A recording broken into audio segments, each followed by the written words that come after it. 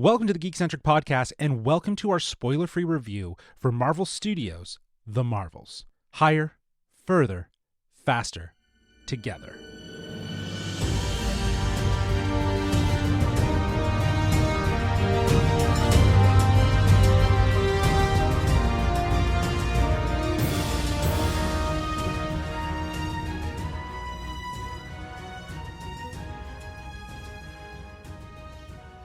Hello, I'm J-Law, but you can call me Justin, and if you're joining us for the first time, well, we are Geekcentric, a podcast covering the world of movies, TV shows, toys, collectibles, gaming, and all things geek-centric. Joining me for today's spoiler-free review are two Marvels in their own right, Mr. Nate Shelton and Darcy Hudson. How we doing?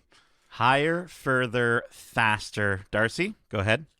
Together. There we go, yeah! I forgot the word. I'm ready to talk about this movie. Yeah, and I am very happy to be together with you guys to talk about this movie. All right, let's get into the synopsis. In Marvel Studios' The Marvels, Carol Danvers, a.k.a. Captain Marvel, has reclaimed her identity from the tyrannical Kree and taken revenge on the Supreme Intelligence. But unintended consequences see Carol shouldering the burden of a destabilized universe. When her duties send her to an anonymous wormhole linked to the Kree revolutionary, her powers become entangled with that of Jersey City superfan Kamala Khan, a.k.a. Ms. Marvel, and Carol's estranged niece, now Saber astronaut, Captain Monica Rambeau. Together, this unlikely trio must team up and learn to work in concert to save the universe as the Marvels. The film stars, of course, Brie Larson, Teyonah Parris, Iman Vellani, Zawe Ashton, Seo-Jun Park, Zenobi Shroff, Mohan Kapoor, Saigar Sheikh, and Samuel L. Jackson. Nia DaCosta directs, and Kevin Feige is the producer. Luis Desposito, Victoria Alonso, Mary Lavanos, and Matthew Jenkins serve as executive producer. The screenplay is by Nia DaCosta, Megan McDonnell, and Elisa Karasik. Marvel Studios' The Marvels hits theaters this Friday, November 10th.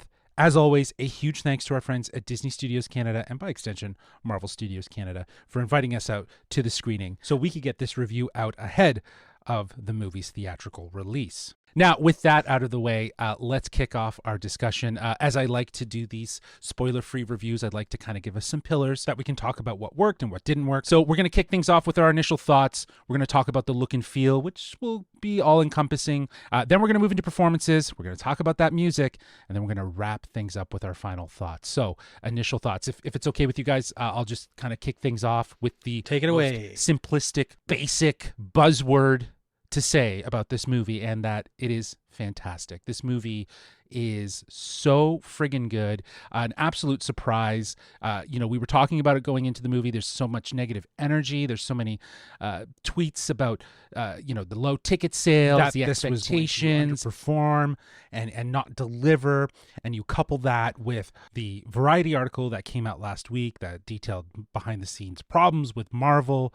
And honestly, Marvel's never looked better. This movie shows strength. It shows confidence. It is going bold and it's having fun doing it. It is a blast. It is a theater-going experience. And honestly, we're going to talk about all the little things that made us smile, but damn, high level. This was great, and it really does deliver. Yeah, you mentioned the other F word that was the first thing that I think I turned to you and said, which is fun.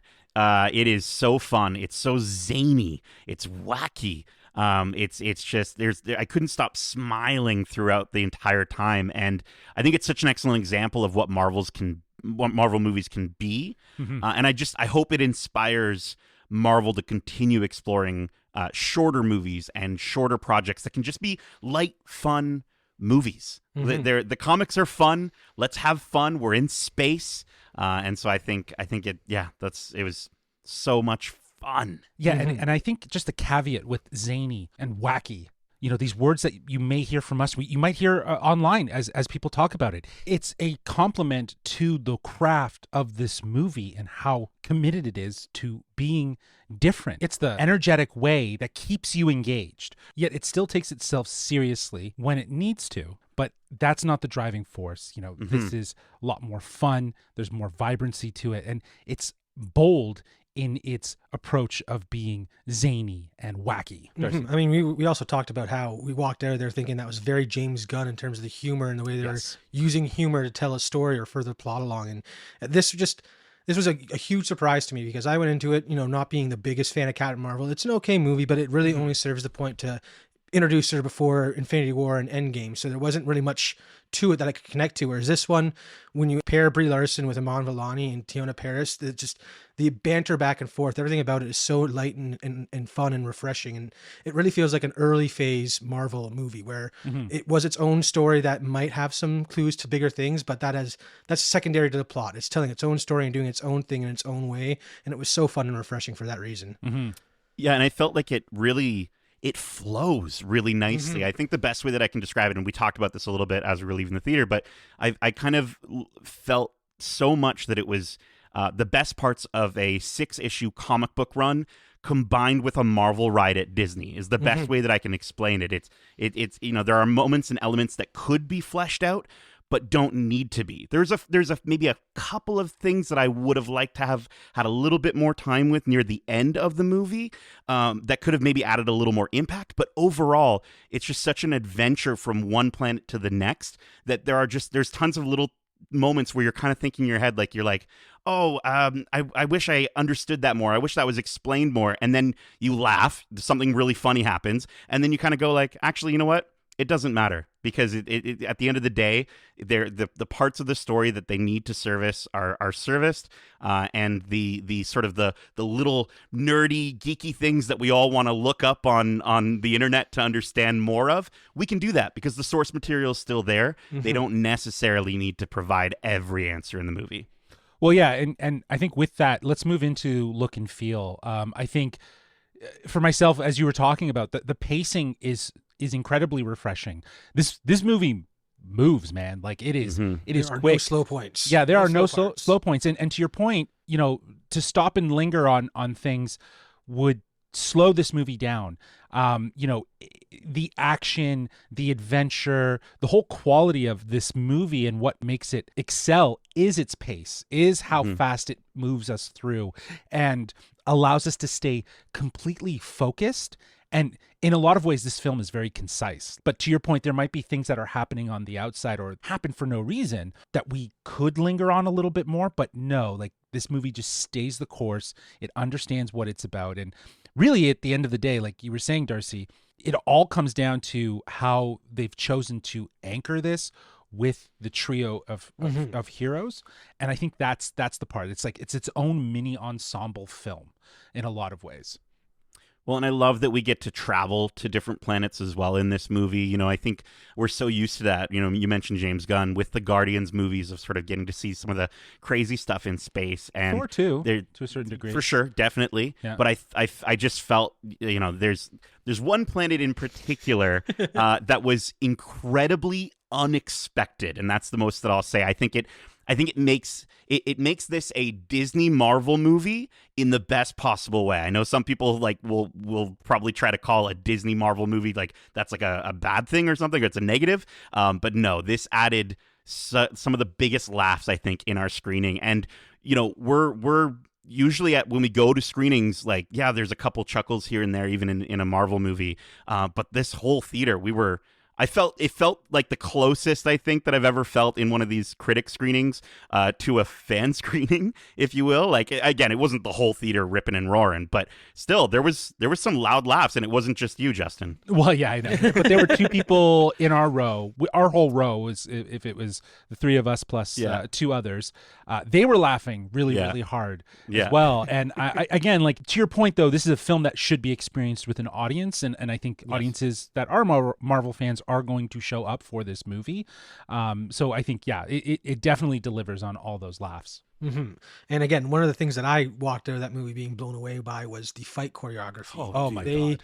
The way they managed to handle the swapping aspect that was the whole premise of this movie, and how they're all entangled together and stuff like that was so cool. The fight scenes that we got from those moments were so incredible, and like the choreography was out of this world, and how all this crazy stuff was happening where people were switching, but we're still able to follow the flow of these movements, and the fight and everything like that was so well done. Yeah, the entanglement infused action sequences are a true spectacle. They're expertly choreographed and interwoven into the narrative with seamless precision.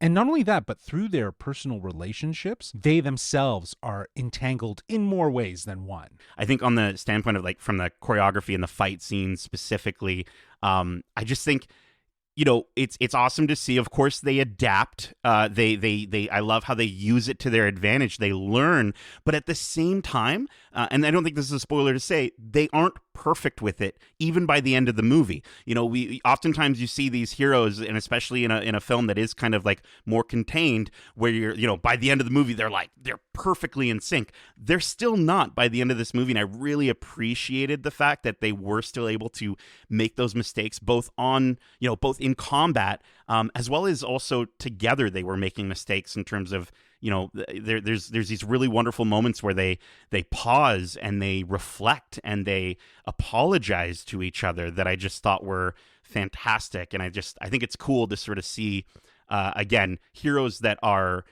so capable but also so vulnerable at the same time and willing to let themselves sort of talk about their feelings. It was great. Yeah.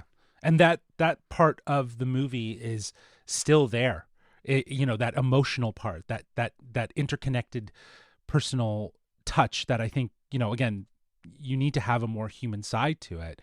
And their relationships are definitely a symbol of that amidst this story. So I also wanted to just jump in I think the other aspect, if we're going to talk about the story, we can't leave out again how freaking hilarious the movie is. Like, there's so many moments that just had us laughing, and I think there's so many fan freak out moments with Kamala, and I think this is truly a family adventure in a few ways. Of course, there's the found family dynamic between Kamala and Carol and Monica, but then there's also the distanced, unresolved history between Monica and Carol.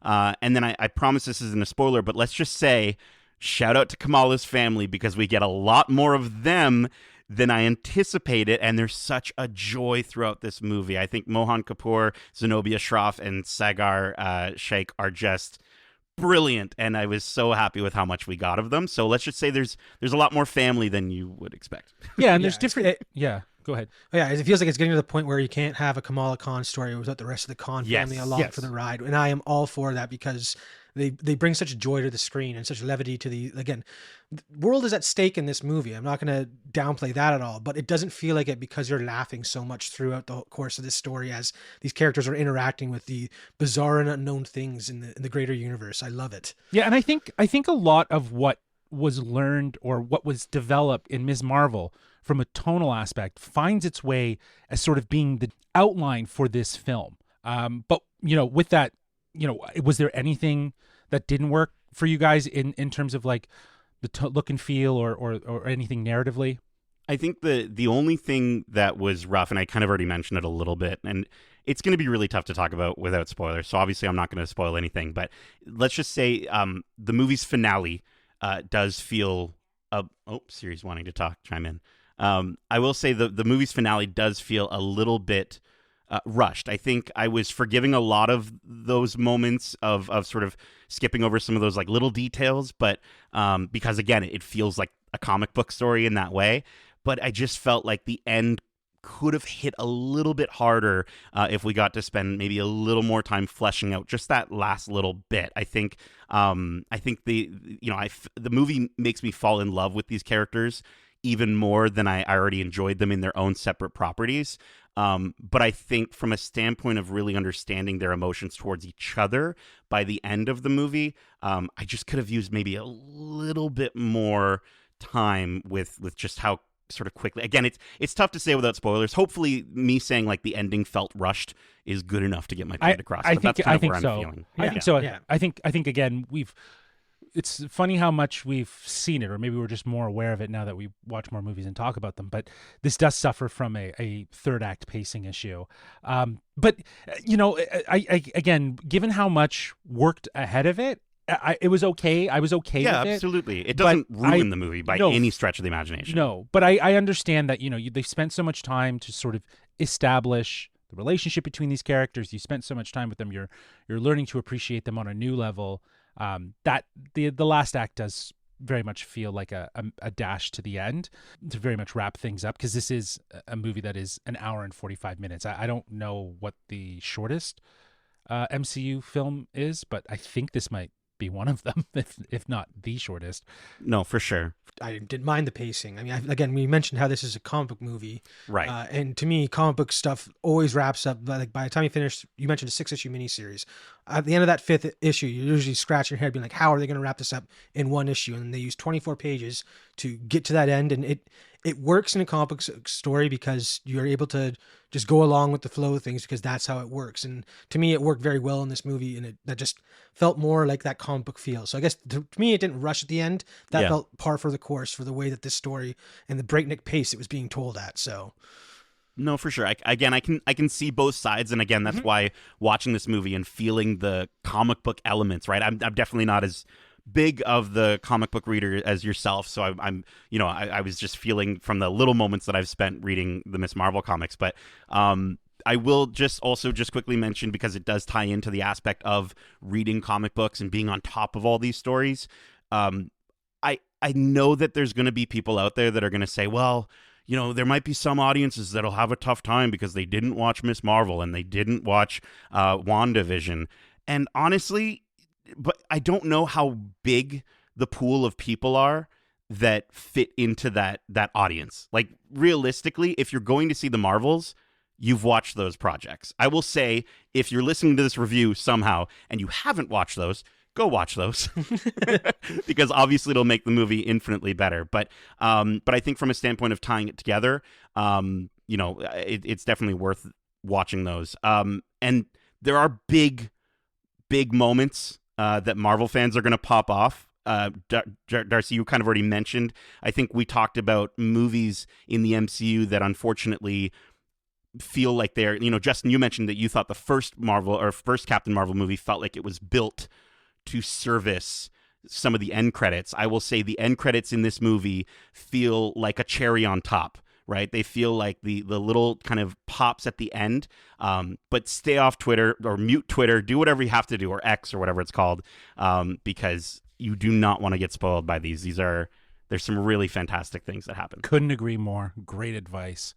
All right, let's move into performances, because we've been talking about pretty much all the characters in the way of look and feel, and how they add depth and dimension to the overall story. I think this trio is fantastic. Brie Larson feels like she's doing some of her best acting because she has other people to act with that are going to give her character more emotional depth. Tiana Paris's Monica Rambeau gives a very emotional yet quirky, fun performance. Obviously their estranged relationship is what serves as a sort of an emotional catalyst to understanding them bonding and becoming closer. And I absolutely loved that was interjected into this movie, and it was focused on in a lot of ways. And we've said it, but like Iman Vellani, of the three, she's incredibly infectious. She's charming in every scene. She's interjecting a genuine, authentic vibe into this movie in every time she's on screen. And yeah, these heroes, they came together so well, and I love their presence on screen. Yeah, Iman she's the perfect vessel of fandom. She's always been the perfect vessel of fandom, and I'm so happy for her in this movie. I'm just happy that, like, I think the film is a constant reminder of how wonderful it is that she specifically is in this role, and she's more confident as Kamala Khan here. You see that in her fighting, like we talked about. I think some of the ways that she also just takes charge of situations that she's pulled into, and whether it's her being an obsessed fan and being maybe a bit too much at times, or speaking up for herself when she feels slighted by her biggest hero, she speaks her mind, and she's constantly, authentically Kamala. And I can't wait to see more big screen moments with Iman Vellani in the MCU. Yeah, she was incredible. You mentioned how she feels so much more confident in the role, and it really comes through in this thing, or this movie. Because at the end of the Miss Marvel, I grew to like her over the course of the series, and that was just again the growth of the character that I ended up falling in love with. But returning to the character here is just she does a great job of again bringing that genuine fandom and love for the character and these stories that are real life to her. It's so much fun, and again so refreshing to see someone that in tune with their character. Totally. Well, and I think her character, like I was saying before, in Kamala Khan's character, very much the tone of her character inspired, I think, the vibe of this movie, or kept that as sort of a baseline, right? To ensure that you had this level of sincere fun while also having authentic, heartfelt meaning behind themes that are going on here. I think the other thing too to really point out about Iman Vellani as Kamala Khan is that it's literally her playing herself on screen. Totally. And that in itself is so incredible to see, right? Like it adds to that authenticity, it adds to that genuine realness to her portrayal that just elevates that character and makes it that much more relatable. It's so great, and I'm so happy to see that she very much carries the heart of this movie in a lot of ways. Well, and you mentioned Brie Larson. I think I really enjoy her as Captain Marvel. I enjoyed that first movie, but since seeing her in the Avengers, there were a lot of moments where she felt untouchable, very inaccessible, and I think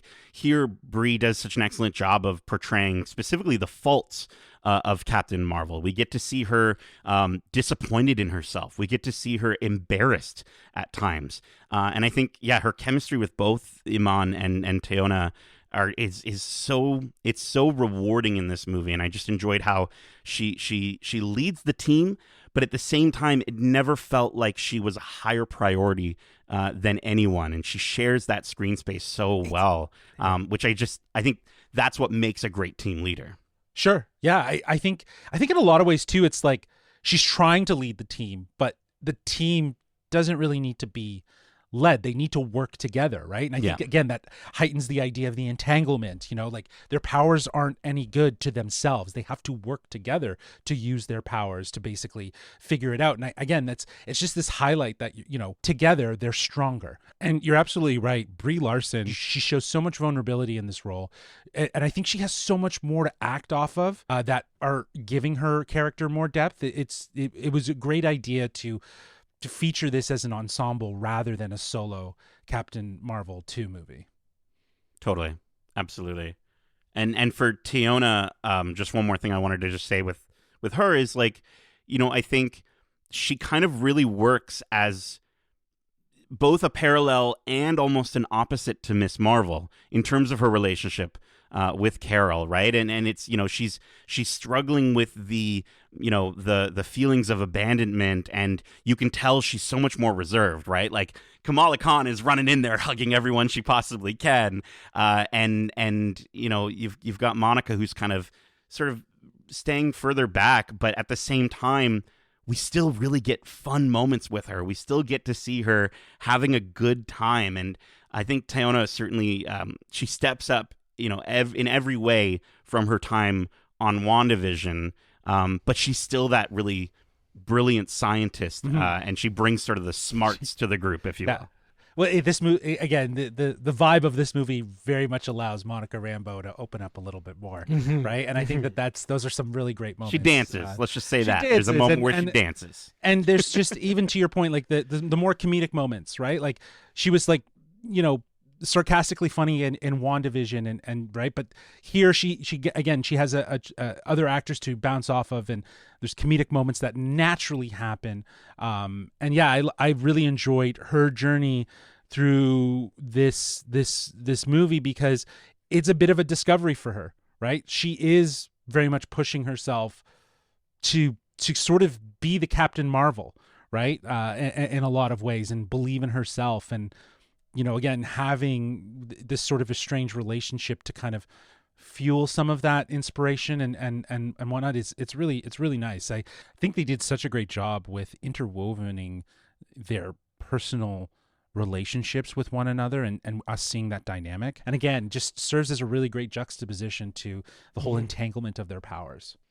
Yeah, I mean, the only other performances that I do want to just quickly mention, though, I want to bring up Sam Jackson. Oh, dude. I mean, Darcy, So good. you were going off on just how classic Nick Fury this was. It felt like original phase, like phase one Nick Fury, where he always has a one-liner, like cocked and loaded for any given situation, and he does not let down in this movie. He's back to his cocky Nick Fury self with those quippy little one-liners, and I love it so much. Yeah, he's swearing in this. Like, I just love, like, new rule, no touching shit, especially space shit. And it's just, he's so unabashedly that classic Fury. But I love that, we came off of Secret Invasion. And I personally, like, I know that show overall didn't really work for us, but I know in my heart that his performance absolutely worked in that show. And I love that we can get an MCU where we can have both. We can have the sort of the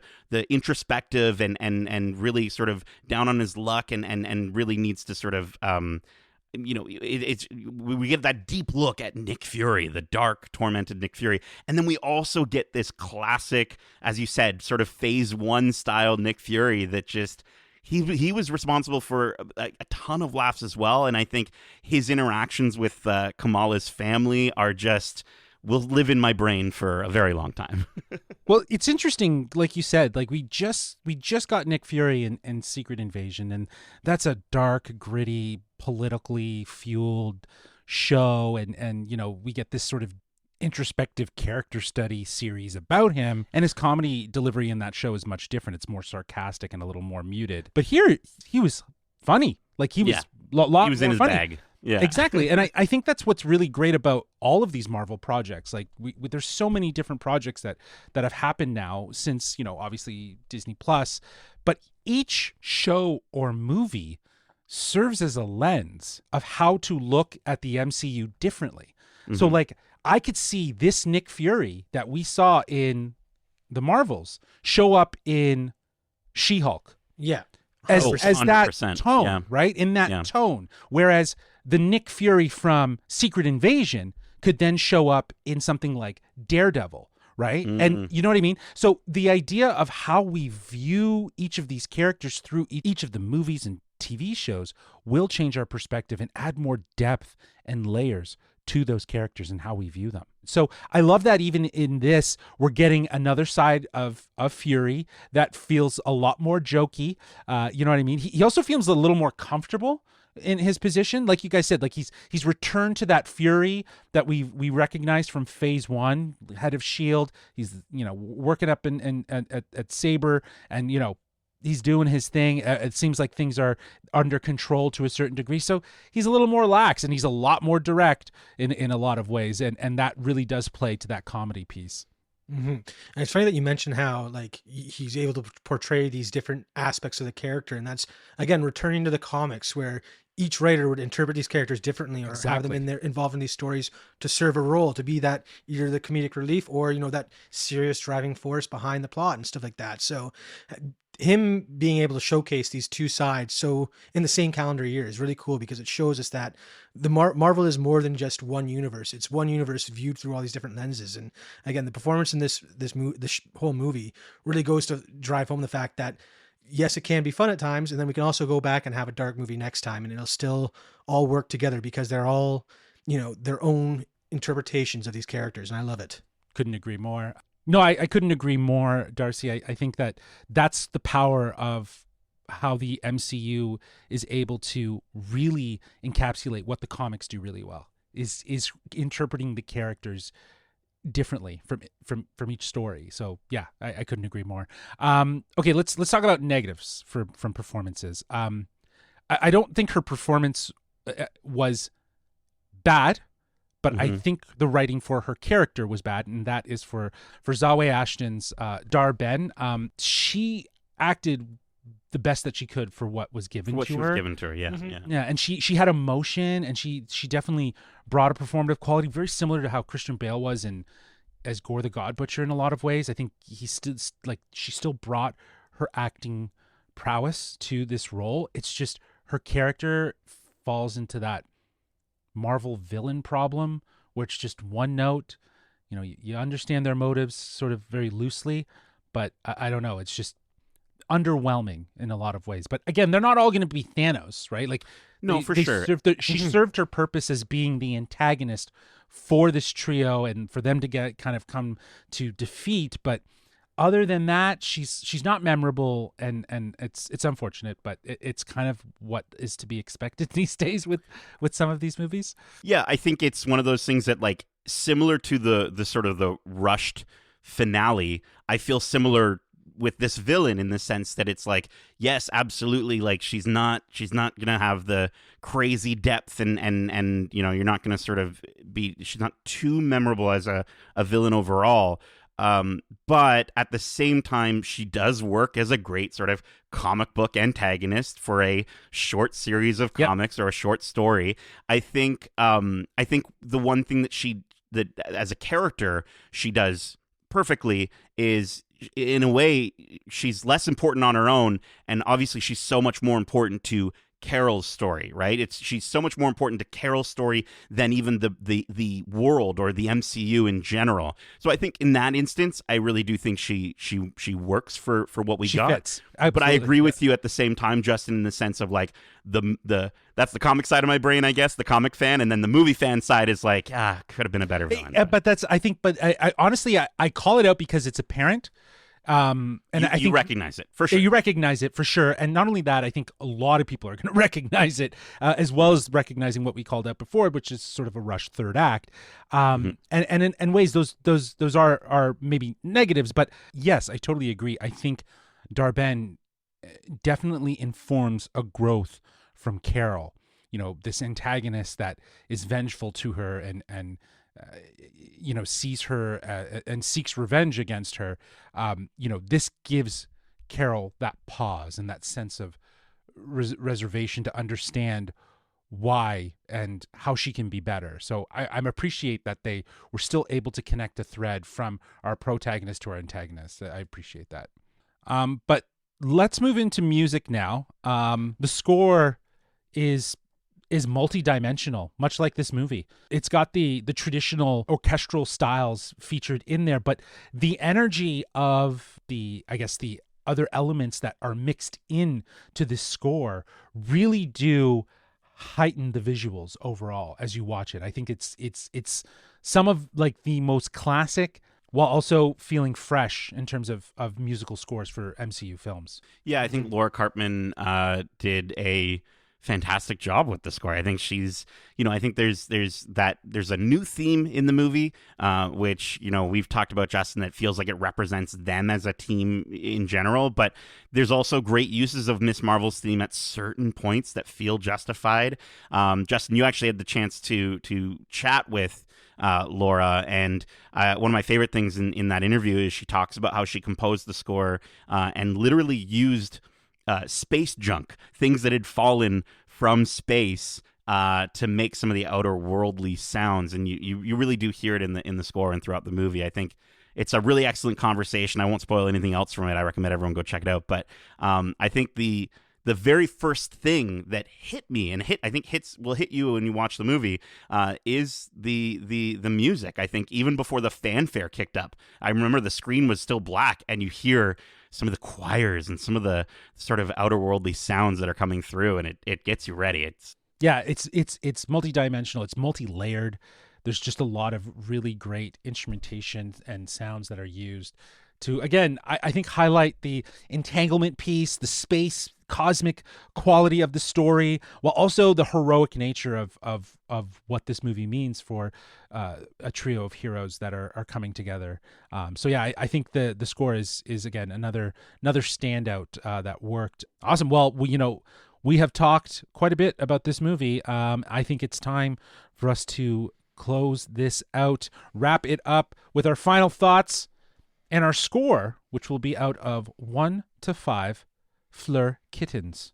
Nate, why don't you kick things off? Sure thing. Yeah, the movie is a blast. It's a cosmic blast. It feels perfectly comic book, and it blends the best aspects of our three heroes together really wonderfully. There's just excellent elements of Miss Marvel, of Captain Marvel, and Monica Rambeau. I as I said, I couldn't stop smiling and laughing all the way through. There's just so many funny moments, and Captain Marvel coming together with her first fan and her biggest fan is just such a lovely story. And I think the fact that I mentioned earlier, they take the time to talk to each other, to acknowledge each other's feelings, to apologize if they mess up, is just something rare that we really don't get to see too often in these team up stories. I was just so happy with so many moments in the movie, and I think audiences are going to really enjoy their time. Definitely see this with a big crowd. It's just, again, it's proof that I think these shorter stories can still really work, and Nia DaCosta did the thing, and honestly, I really hope that we get to see more, maybe even MCU stories from her. I love her movies in general, and I think the way that she was able to balance the themes of growth with the time that she had and still having it across 3 characters was just fantastic. And it's a fun ride across the cosmos. I'm incredibly happy to give the Marvels a very solid 4 out of 5 Fleur kittens. I mean, they're soft, but they're also solid. Yeah. So. Yeah, for sure. Darcy.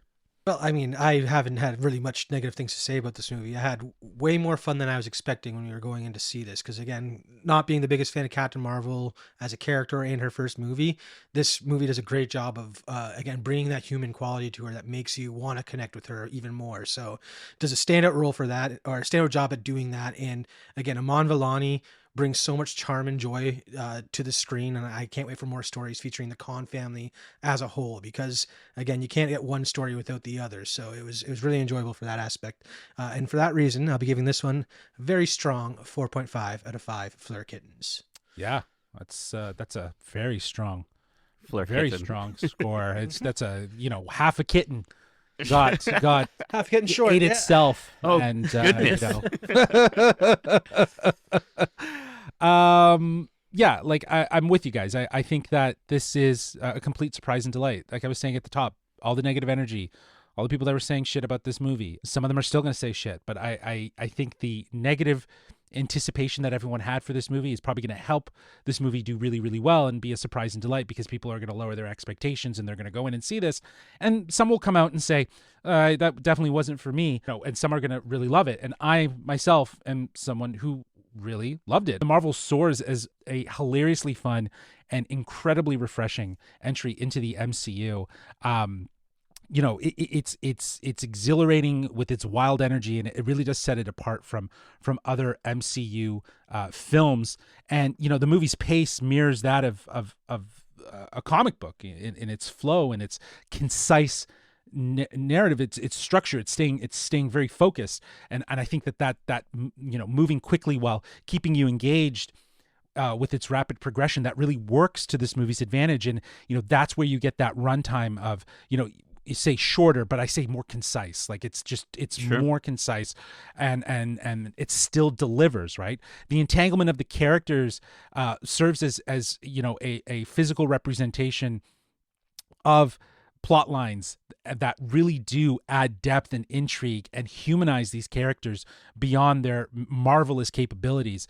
And their incredible action sequences throughout this film really does highlight, a new way of seeing team up fights that hasn't been seen in the MCU, and it's so friggin' entertaining, and it is so cool. well choreographed, fist pumping, kind of like, woo, that was awesome moments. Yeah. You can't help it. No, of Yeah. course.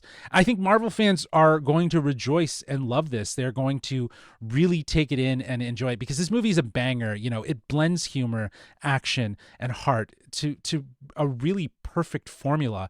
And while it might not be perfect with certain, issues like a rushed third act and a one-dimensional villain, there is no doubt that Nia DaCosta's directorial finesse, coupled with this trio of heroes and acting from all of them, Brie Larson, Tiona, and Iman Vellani, who's just magnetic. She's just so magnetic. This movie, I definitely would say, is a must-watch, and it's the most fun you'll have in theaters. You'll have a smile on your face. You'll be laughing. You'll be surprised. And as we've been discussing this entire podcast, this movie does really highlight the sort of testament to the endless creativity within the MCU. Yeah, I'm giving this a 4.5 out of 5 Fleur Kittens as well. It's better than Quantumania, and I gave Quantumania a 4. So I'm gonna by relation, I'm gonna adjust the score. Well, that is it for our spoiler-free review for the Marvels. A huge thanks again to Disney Studios Canada and Marvel Studios Canada for inviting us out to the screening. Obviously, we're not done talking about this movie. There are some end credit scenes that you will want to stick around for. And as Nate mentioned before, mute the socials. Do not let them get spoiled for you. I already hate the people that are going out of their way to do that. There's just no sense of courtesy anymore. People just whipping out their phones and filming things so blatantly. So tisk tisk. Nay. That's not good. But yeah, we're going to have a spoiler filled. We'll probably drop that next week. We'll get more in depth about the story and maybe talk about what worked and what didn't work. But we'll definitely spend some time talking about the future of the MCU because boy, oh boy, does it look bright. And also this Friday, I will be dropping interviews. As Nate mentioned, I had the opportunity to sit down with composer of The Marvels, Laura Cartman, and Mary Lavanos, executive producer of The Marvels, and she's been working with Marvel for quite a while. So I'm going to be dropping those interviews on our YouTube channel at youtube.com/Geekcentric. They'll also be on podcast feeds, and we'll have some social cut downs on our Instagram and TikTok. But that's it for this episode. We hope you enjoyed it. And if you did, feel free to subscribe to us wherever you listen to podcasts. And hey, if you're there, feel free to leave us a 5-star review and any feedback that you might have. And also, if you want to reach out to us once you see the Marvels, or if you want to share your own feedback about what we do well, what we might need to get better at here on the podcast, well, you can reach out to us at wearegeekcentric@gmail.com. That's wearegeekcentric@gmail.com. Or you can reach out to us on X, formerly Twitter, at GeekcentricYT, or on Instagram and Threads and TikTok at We Are Geekcentric. Keep in mind, we have a ton of other great episodes covering the latest movies and TV shows in the Geekiverse, like our spoiler-free reviews for the Netflix series Blue Eye Samurai, Invincible Season 2 Part 1, The Killer, Goosebumps Episodes 1 to 5, and so much more. And hey, this is a big week for the MCU.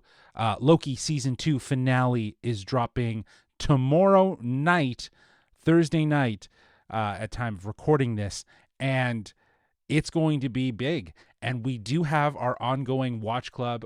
We did post our spoiler discussion for episode 5 earlier this week with our friend Alyssa, who shares some insight about what she thinks is next. And we're excited to have a guest for the finale.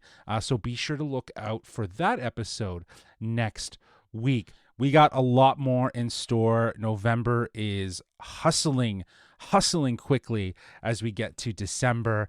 We got more interviews, we got more reviews, and we are very excited to share those with you when they drop. But until then, Darcy, Nate, thank you for joining me for this marvelous spoiler-free review. And as we say, together, love ya. Laters. Peace.